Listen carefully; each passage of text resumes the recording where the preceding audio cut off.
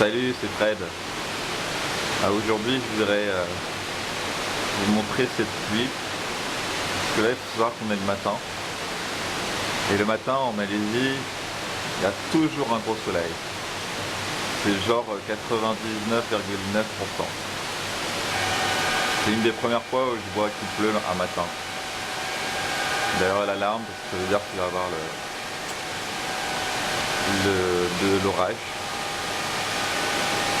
Et aujourd'hui, je voudrais vous parler des végétaux et de l'impact que l'homme a sur les végétaux. En fait, c'est une idée de permaculture que j'ai. Mais je suis seul contre tous. En fait, ça c'est le terrain que je vois tous les jours, qui est en face de mon balcon. Et je me dis qu'avec les immeubles qu'il y a partout, eh ben, on pourrait faire un gigantesque terrain de permaculture. Le problème, c'est que ça appartient à quelqu'un. Mais voilà, si vous avez des idées ou des choses à me dire par rapport à la permaculture, qui est pour moi l'avenir, voilà, plus que certains, et puis essayer de convaincre des propriétaires de participer, eh ben, n'hésitez pas, quoi, que ça lance le mouvement. Et maintenant, je vais vous parler d'une plante. Cette plante, en fait, pendant même pas 9 mois, je l'ai regardée, sans qu'il se passe rien. C'était une petite plante, un peu quelconque.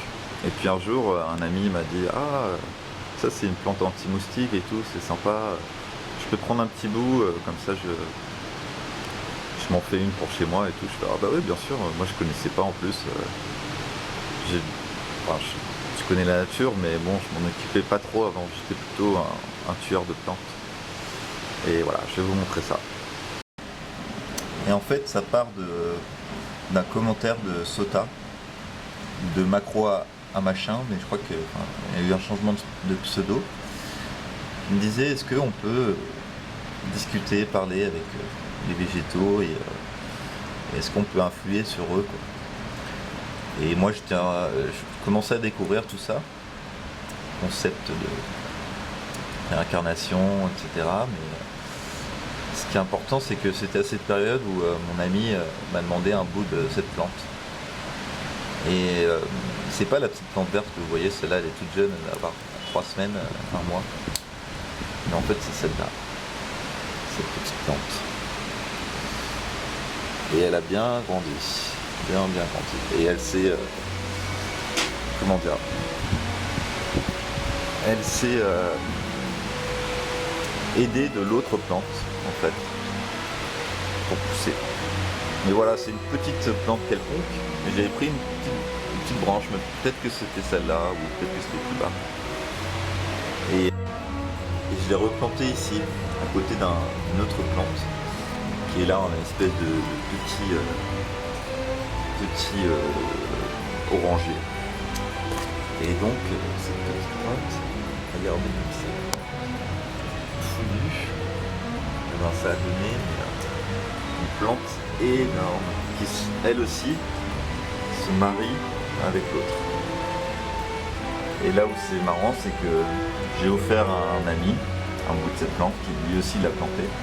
Donc potentiellement il y en a énormément. Et en fait il y a 3-4 mois, j'ai repris un bout de cette plante qui est juste ici là, tout ce petit bout. Et c'est celle-là. Et celle-là, elle est pas restée au soleil. C'est pour ça que j'ai changé de cette place de l'autre, c'est la droite.